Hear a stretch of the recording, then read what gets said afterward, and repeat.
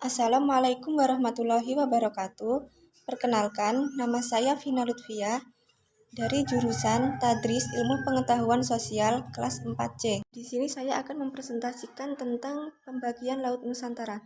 Indonesia adalah negara kepulauan yang terbentang dari Sabang hingga Merauke. Batas wilayah Laut Indonesia pada awal kemerdekaan hanya selebar 3 ml laut dari garis pantai setiap pulau, yaitu perairan yang mengelilingi Kepulauan Indonesia bekas wilayah Hindia Belanda. Pemerintah Republik Indonesia meratifikasi UNESCO menjadi Undang-Undang Nomor 17 Tahun 1985. Di Indonesia terdapat dua plat atau dangkalan, yaitu dangkalan Sunda dan dangkalan Sahul. Dangkalan Sunda. Istilah dalam geologi Indonesia untuk menamai dataran atau paparan Indonesia Barat meliputi Pulau Kalimantan, Pulau Sumatera, dan pulau-pulau serta dasar laut transgresi, Laut Jawa, Laut Natuna, di bagian selatan Laut Cina Selatan, dan Selat Malaka.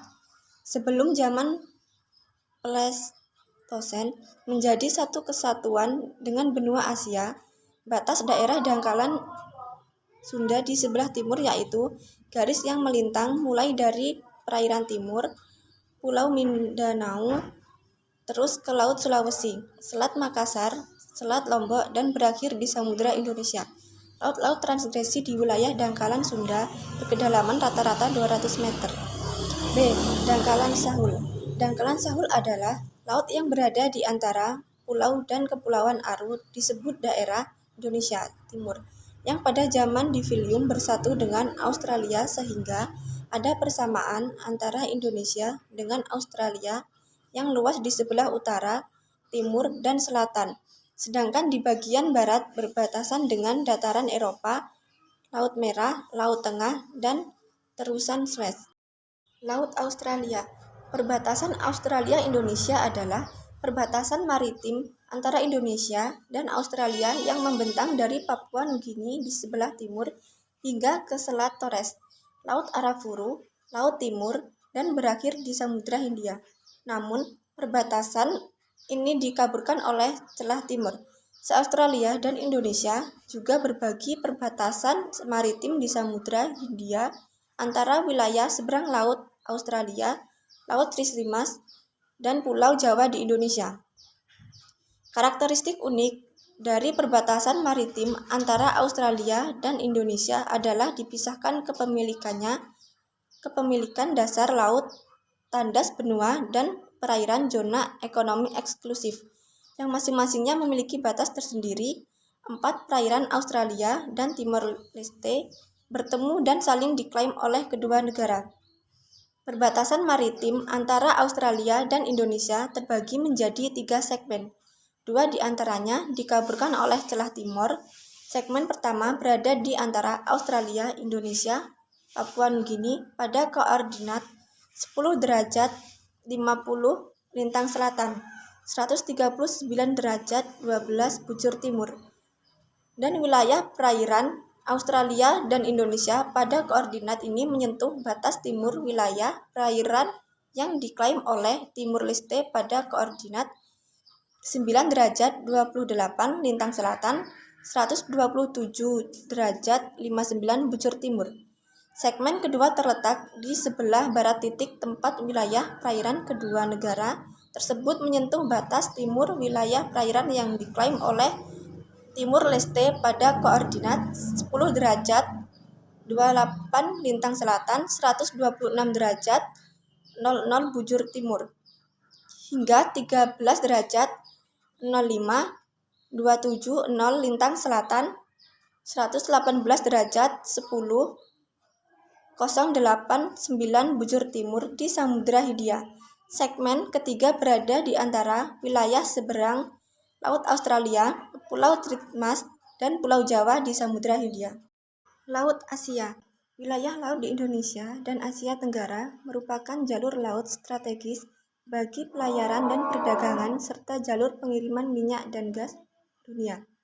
Wilayah ini menghubungkan Samudra Pasifik dan Samudra Hindia. Selain itu, perairan ini mempunyai potensi sumber daya laut dan penangkapan ikan yang berkontribusi besar bagi produksi ikan dunia. Negara Asia Tenggara berbatasan dengan Laut Cina Selatan, kecuali Laos, dan sebagai akibatnya tumbuhlah berbagai macam masalah. Dengannya, baik di antara negara-negara ASEAN sendiri maupun antara negara-negara ASEAN dengan negara-negara di luar wilayah Asia Tenggara. Perselisihan perbatasan lautan antara negara ASEAN mempunyai implikasi politik yang luas, sehingga lebih mudah diselesaikan secara bilateral daripada multilateral, bahwa Asia Tenggara merupakan suatu kawasan yang amat strategis karena menjaringkan Samudra Pasifik dan Samudra Hindia. Karena kekayaan alamnya dan karena potensi pasarnya sudah sering ditonjolkan, yang tidak sering dikemukakan ialah sifat maritim kawasan ini, yang tidak saja menyediakan sumber alam mineral dan hayati bagi kehidupan penduduknya, melainkan dapat pula merupakan sumber destabilisasi apabila kemampuan untuk mengelolanya, untuk mengawasi dan mengamankannya tidak memadai. Suatu konsep perbatasan yang lain yang menimbulkan hal-hal yang mengganggu hubungan antara negara ialah zona ekonomi eksklusif. Pembentukan zona ini merupakan jawaban atas keprihatinan dunia tentang ancaman nyata bagi penipisan sumber daya ikan di perairan pantai. Penipisan itu terutama disebabkan eksistensi rejim kebebasan laut lepas, khususnya kebebasan menangkap ikan yang menjurus kepada penangkapan ikan berlebih-lebihan oleh armada perikanan jarak jauh. Zona ekonomi eksklusif dari hampir semua negara berbatasan dengan Laut Cina Selatan saling tumpang tindih sehingga menimbulkan masalah penentuan batas klasifikasi laut berdasarkan proses terjadinya laut transgresi. Laut transgresi adalah laut yang mengalami kenaikan permukaan laut atau penurunan daratan secara perlahan sehingga laut bertambah luas. Proses ini terjadi pada masa glasial. Pada masa glasial, es di kutub mencair karena temperatur bumi semakin meningkat. Pencairan es ini menyebabkan air laut naik dan bagian daratan yang rendah tergenang. Pada saat itu, sebagian besar permukaan laut dunia mengalami kenaikan 70 meter. Keadaan itu menyebabkan perubahan bentuk permukaan bumi seperti terbentuknya laut di atas dangkalan Sunda yang menjadi Laut Jawa, dan dangkalan Sahul yang menjadi Laut Banda. Laut Arafuru pun terbentuk akibat kenaikan permukaan laut. Terpisahnya pulau sehingga terbentuk pulau baru seperti Sumatera, Jawa, Kalimantan, dan Papua. Laut ingresi. Laut ingresi adalah laut yang terbentuk karena bagian dasarnya mengalami penurunan. Laut ingresi juga biasa disebut dengan laut yang turun. Dasar laut turun akibat adanya tekanan vertikal dari dalam bumi yang menimbulkan patahan. Tekanan ini menyebabkan laut semakin dalam. Contoh laut ingresi yaitu Laut Banda, Laut Flores, Laut Sulawesi, Laut Tengah, serta Laut Jepang. Pertama, perairan Nusantara. Perairan Nusantara merupakan wilayah perairan yang terletak pada sisi dalam dari garis pangkal laut, teluk, selat yang menghubungkan antara pulau yang satu dengan pulau yang lain di Indonesia, dan termasuk dalamnya danau, sungai, maupun rawa yang terdapat di daratan. Yang kedua yaitu batas landas kontinen. Batas landas kontinen adalah kelanjutan garis batas dari daratan suatu benua yang terendam sampai kedalaman 200 meter di bawah permukaan air laut. Sumber kekayaan alam yang berada dalam wilayah batas landas kontinen merupakan milik pemerintah Indonesia.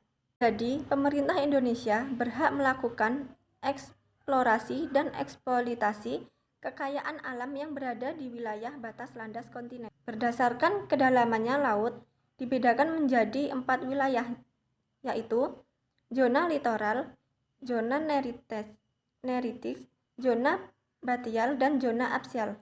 Zona litoral adalah wilayah pantai atau pesisir atau shore. Di wilayah ini pada saat air pasang tergenang air dan pada saat air laut surut berubah menjadi daratan. Oleh karena itu, wilayah ini sering juga disebut wilayah pasang surut. Yang selanjutnya yaitu zona neritis, wilayah laut dangkal. yaitu dari batas wilayah pasang surut hingga kedalaman 200 meter. Pada zona ini masih dapat ditembus oleh sinar matahari, sehingga pada wilayah ini paling banyak terdapat berbagai jenis kehidupan baik hewan maupun tumbuh-tumbuhan. Contohnya, Laut Jawa, Laut Natuna, Selat Malaka, dan laut-laut di sekitar Kepulauan Riau. Zona Batian, wilayah laut dalam, adalah wilayah laut yang memiliki kedalaman antara 200 meter hingga 1.800 meter. Wilayah ini tidak dapat tertembus sinar matahari. Oleh karena itu, kehidupan organismenya tidak sebanyak yang terdapat di wilayah neritik. Zona Absal, wilayah laut sangat dalam, yaitu wilayah laut yang memiliki kedalaman di atas 1.800 meter. Di wilayah ini suhunya sangat dingin dan tidak ada tumbuh-tumbuhan. Jenis hewan yang dapat hidup di wilayah ini sangat terbatas. Zona Hadal, yaitu wilayah terdalam dari laut yang berada di dalam palung samudra. Zona Hadal dikemukakan dari kedalaman sekitar 6.000 hingga 11 meter, 20.000 hingga 36.000 kaki, dan terdapat dalam lekukan berbentuk V, topografi yang panjang namun sempit. 3. Laut teritorial. Laut teritorial adalah wilayah laut dengan batas 12 ml dari titik ujung terluar pulau-pulau Indonesia pada saat pasang surut ke arah laut. Batas laut teritorialnya ditentukan dengan garis di tengah-tengah wilayah laut kedua negara yang bersangkutan. 4. Batas zona ekonomi eksklusif. Zona eksklusif adalah zona yang luasnya 200 ml dari garis dasar pantai, yang mana dalam zona tersebut sebuah negara pantai mempunyai hak atas kekayaan alam di dalamnya dan berhak menggunakan kebijakan hukumnya, kebebasan bernavigasi, terbang di atasnya, ataupun melakukan penanaman kabel dan pipa. Hanya ini yang dapat saya sampaikan, semoga bermanfaat bagi kita semua. Wassalamualaikum warahmatullahi wabarakatuh.